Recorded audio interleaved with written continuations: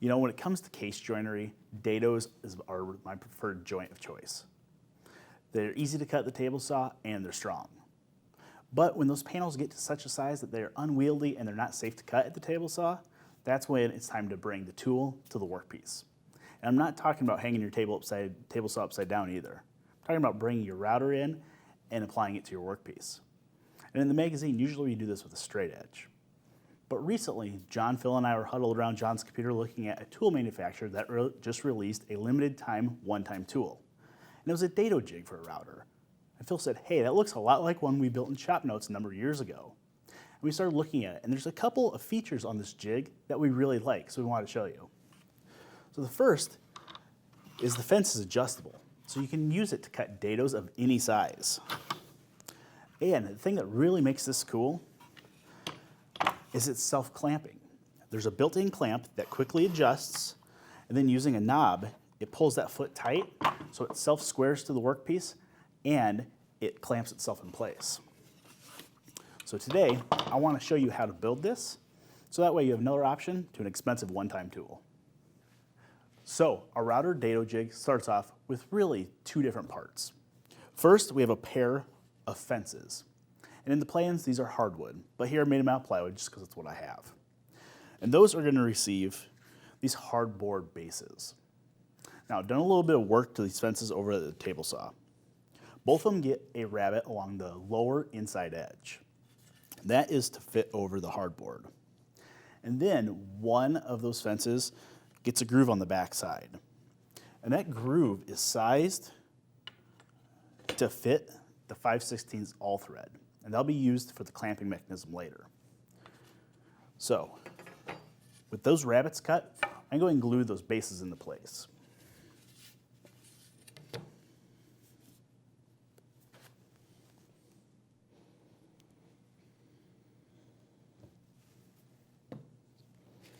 Will be the glue, the base into position. We'll clamp that down.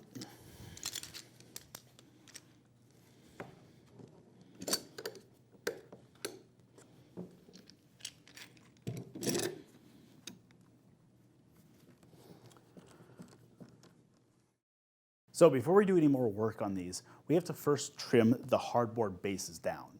And to that, we're going to use the router that we're going to use with the Dado Jig. Now, you're going to want to give a little bit of thought to what size bit you're going to use. The size of bit is going to have to be the same every time you use this Dado Jig. So here, I'm going to use a 3/8 inch bit. That way I can cut dados for 1/2 inch plywood all the way up to 3/4. Now, I'm not going to use a 1/2 inch bit thinking that I'm going to be able to use it with 1/2 inch plywood, because we all know 1/2 inch plywood really isn't 1/2 inch. So with the bit of choice loaded up, we can go ahead and trim these off. I'm just going to clamp this down to the bench and make one smooth cut from left to right, keeping the router base up against the plywood fence.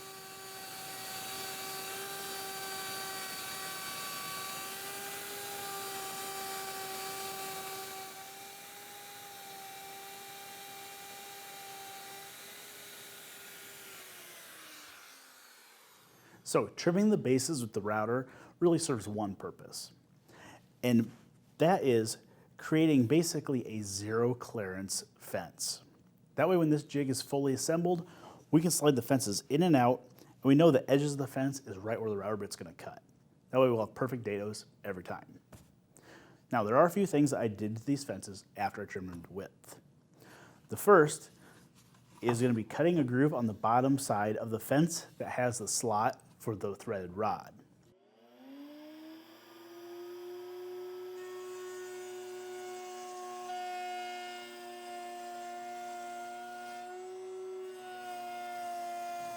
And this groove is going to serve as a riding point for a steel pen.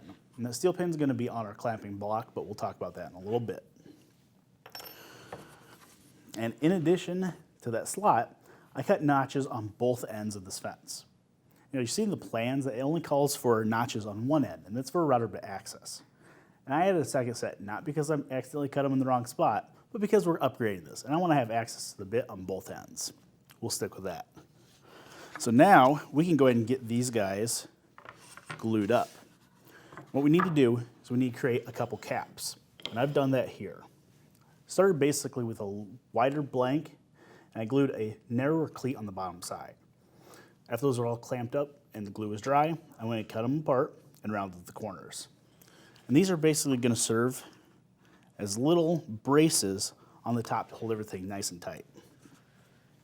So at this point, we can go ahead and get this glued up. Now we're going to start with the fence that has the slot cut in it. That one is going to be fixed in position. So we can go ahead and glue that in place. We want to avoid getting glue into that groove for that steel pin. We'll get that in rough position. Then we'll get our top cap. And the top cap is just glued in place as well.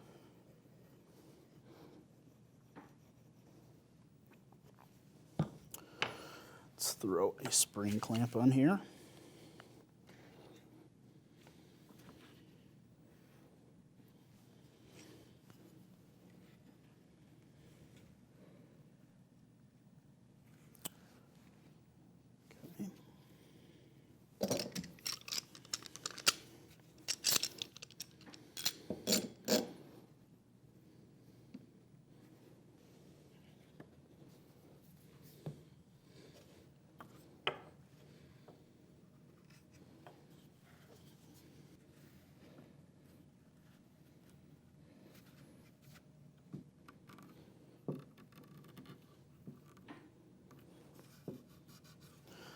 All right, now that that's all clamped up, we can set this aside and we can work on the clamping block assembly, and then we'll come back and get the other fences installed. So the clamping block assembly starts with this large foot. And really, this foot's just been shaped with a couple of quick cuts at the bandsaw. Dog-eared one corner, and then I added this little notch. What that creates is this foot, and this foot is what will pull tight against our workpiece in the finished jig. So on top of this, we are going to add a spacer block. And the spacer block needs to be the same thickness as the fences on the jig. In this case, it's 3/4 inch plywood. And you also see that I've drilled a stop hole. So this starts off as a blank that's a little bit oversized, drilled the stop hole, and then ripped it down to final size, right through the middle of that hole. And that hole creates a spot to put in this little nib. This is just a little piece of all thread that's been cut to size, and in the final clamp block, that is what will engage the threaded rod and allow us to move the clamping block in and out in the jig. And on top of that, once this is fully assembled, we'll put this on top of the fence and secure it with the top cap. But for now, let's go ahead and get the nib installed. Pull that out with pliers. And we're also going to install this pin. And that pin's just been located on that base, and we'll install it with the same epoxy.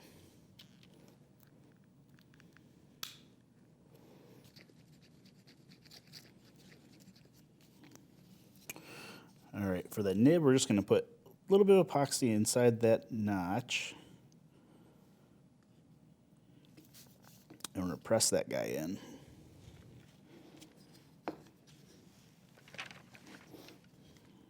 Go.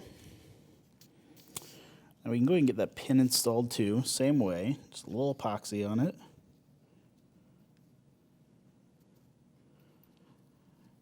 And this pin is going to be that pin that rides in the groove on the bottom side of the fence, and that's just going to help align everything and keep it in position as it's getting moved.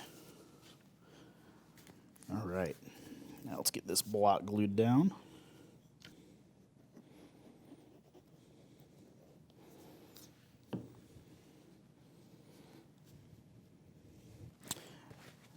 And I'll just go ahead and pin nail this in place so we can go ahead and bring the jig back in and get it installed.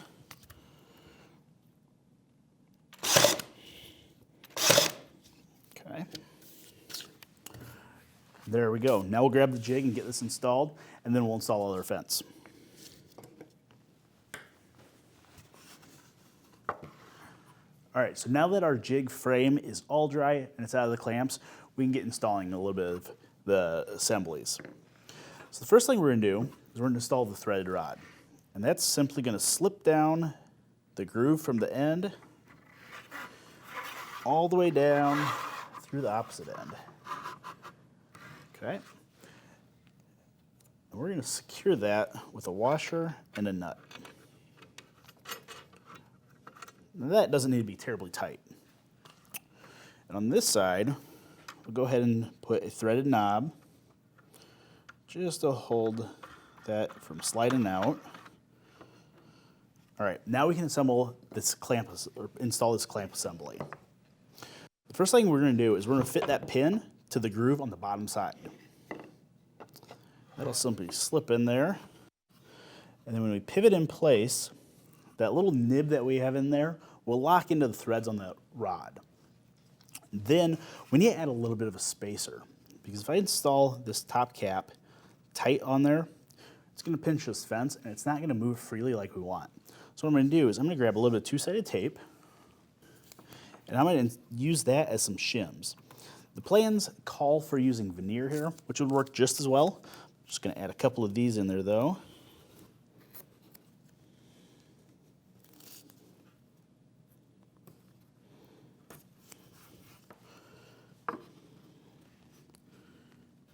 Okay, I think that'll be enough room.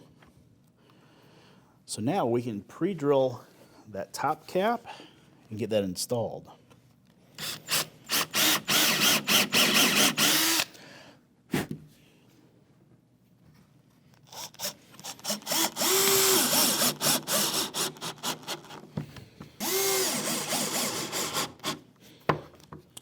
All right, so I can pivot the clamping assembly, which is perfect. That's exactly what we want.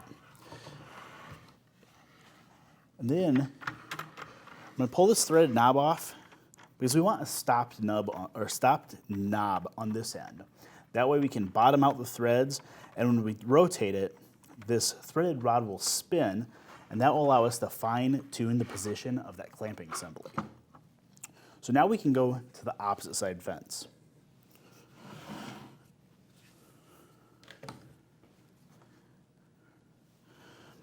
And here I've installed both caps on this guy, but the difference here is they don't get installed down to the base with glue. We're going to use a couple carriage bolts.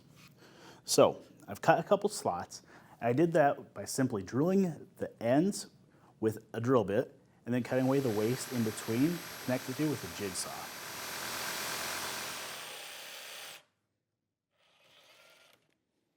Then a little bit of filing just to make sure that those bolts will slide nice and freely.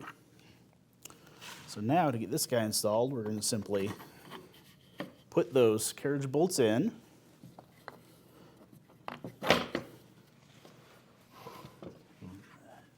Slip the fence over top. Okay, now that's adjustable.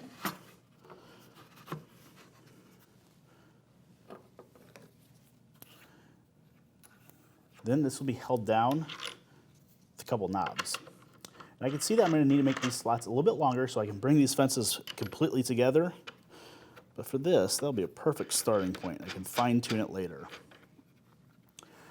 So once that's installed, you're ready to put this to use. So let me show you that quick.